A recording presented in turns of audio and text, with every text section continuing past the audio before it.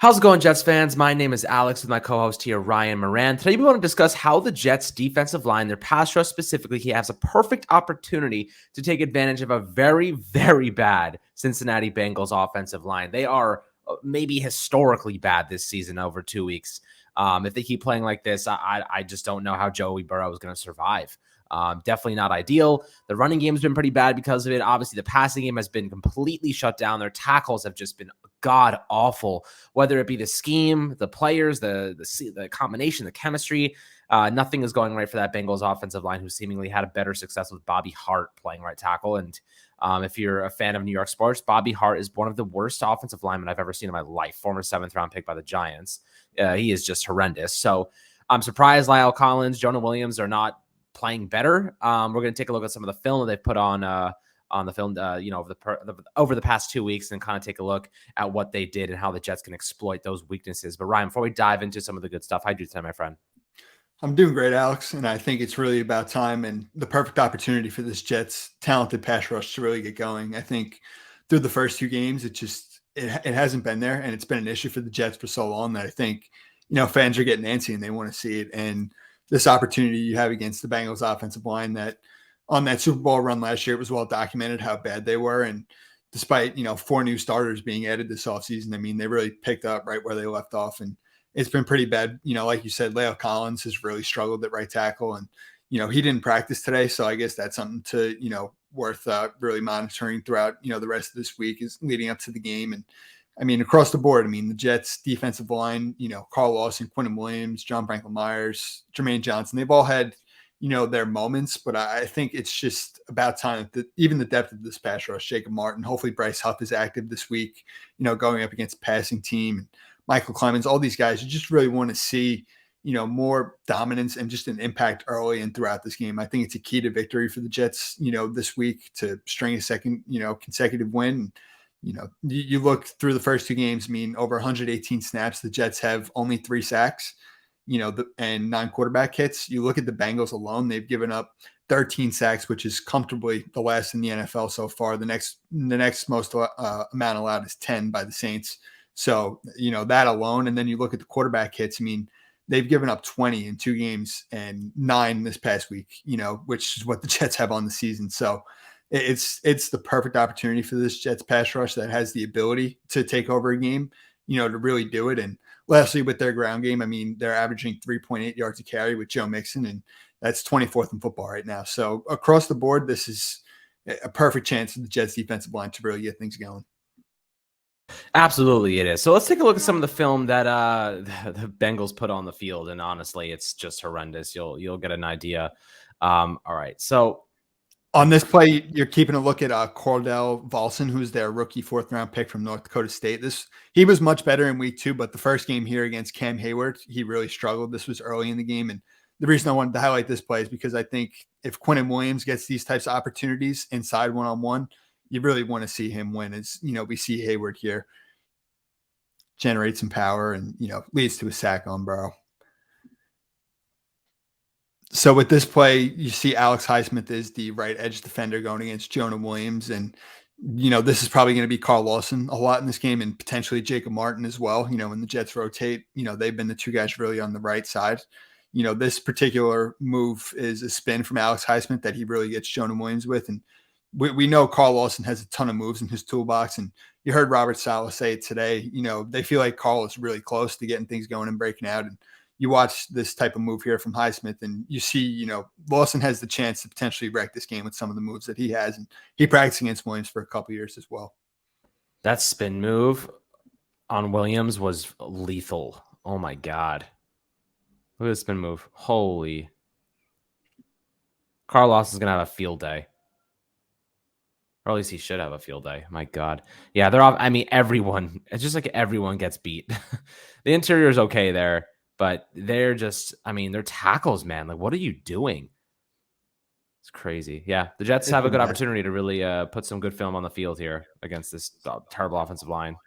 100%. So this play, La'el Collins has really struggled in the first 2 games, and obviously he didn't practice today. And like I said, it'll be key for the Jets really if he does play to, take advantage of him, whether it's, like I said, Lawson and Martin on the right edge. On the left edge, you're looking at John Franklin Myers, Jermaine Johnson, and we'll see if Bryce Huff is up for this game. And these guys are going to have the opportunity to see TJ Watt here against Collins. I mean, Lael has ended up on the ground so many times early. This rep, you see Volson struggles again. I mean, it's just across the front. I mean, they have really been getting beat. It cost them that game against the Steelers and, even the game against the Cowboys. I mean, they've had to rely so much on a quick passing game, just getting the ball out of Burrow's hands. And, the Jets defensive line has got to get home early and often. That it does, and giving you some insight into some of the stats that Cincinnati has put on the field up to this point. So their tackles, Lyle Collins has a 43.3 pass blocking grade. He's given up a sack, 2 QB hits, and 3 hurries. Jonah Williams has given up 3 sacks, 2 QB hits, 5 quarterback hurries, and 10 total pressures. Talk 3 sacks in 2 games. That's very, very bad. He obviously is struggling.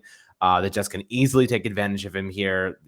This is the tackles. When you have John Franklin Myers, you have, of course, Carl Lawson and Jermaine Johnson. Carl Lawson should get a sack in this game. Quinnen Williams should be able to attack those interior guys and generate pressure on Burrow pretty easily. And then you have, of course, on the back end and the secondary, some really great cornerbacks. So if you're putting Joe Burrow under immediate pressure, and you have good cornerbacks on the back end, it's going to be a long day for Joe again. Third consecutive day that he's going to probably be really in a lot of trouble. So, what are your thoughts on how, what I guess you're looking at Carl Lawson mostly as a guy that you think should stand out in this game? I definitely think Carl is one of them. I think it's just collective though, as much as anything. Like this group is predicated on just winning with 4. And I think that, we really haven't seen it all get in sync. It's been Q has made some splash plays, JFM, JJ, but I think you want to see this whole entire group, especially come third downs. You want to, like I said, the Bengals ground game is ranking towards the bottom of football right now. You're going to have them in potentially third and long situations. I mean, it's on this entire front to really get home. And like I said, they've kind of relied a little bit on the quick passing game, of course, when, you really can't protect up front. So it's definitely going to be important for, really all the guys and the speed that they have, guys like Jermaine, really getting home, in no time. Lyle Collins again. I mean, it's tough going up against TJ Watt, Micah Parsons the first 2 weeks of the season. It's not really going to help your stats, but I mean, he just continued to really get beat in this game against the Cowboys as well. Going over this one this morning, see it again here. I mean, just completely getting worked off the spot, ending up in the ground.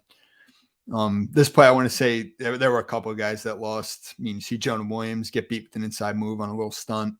Lael ends up again getting beat by Parsons. But then this is the main thing that I think you got to really hit home if you're the Jets is, they got to keep good contain on Burrow, and you can't let him beat you with his legs. You can get home with the pass rush in your front 4, but you can't really allow him to extend and beat you like this. Look, I'd rather him running than throwing. So even if he has a couple of opportunities to take off running up the seam, whatever it might be, get a couple of yards here and there, I'll trade that in for throwing the ball downfield and hitting Jamar Chase on those long routes any day of the week. I agree. You got to contain him. But him running the football is a best case scenario because that means he's not throwing the football and he's not throwing it well and he doesn't have the time in the pocket. So forcing him out of the pocket, forcing him into bad scenarios, obviously getting home and collecting some sacks would be ideal. But I think that Lyle Collins, Jonah Williams have really struggled to open the year. The Jets have more than a good enough pass rush to generate tons of pressure. Hopefully this isn't like a get right game for the Bengals and they just blow it up and their whole offense just looks great. But I think the Jets defense is good enough to really lock it down in the secondary, which, that's kind of like they go hand in hand, right? The offensive line and secondary kind of go, or rather defense of the pass rush. If the pass rush is getting home quickly, the secondary doesn't have to do a lot of work. But if the pass rush needs a little bit more time, a great secondary can help them get there. You know what I mean? So having that balance is essential. The Jets have that. It's just a matter of being consistent. I think they're still gelling. There's still a lot of young new players on that team. And I think they just gotta keep going, getting reps together, just keep learning how each other plays. And it takes time. This team is not in midseason form, not even close to it. Hopefully last week gave them the confidence to just kind of go out there and do what they have to do and be disciplined about their actions. So moving forward here, I think that they have a good opportunity, as you mentioned, to take advantage of a pretty bad Cincinnati Bengals offensive line.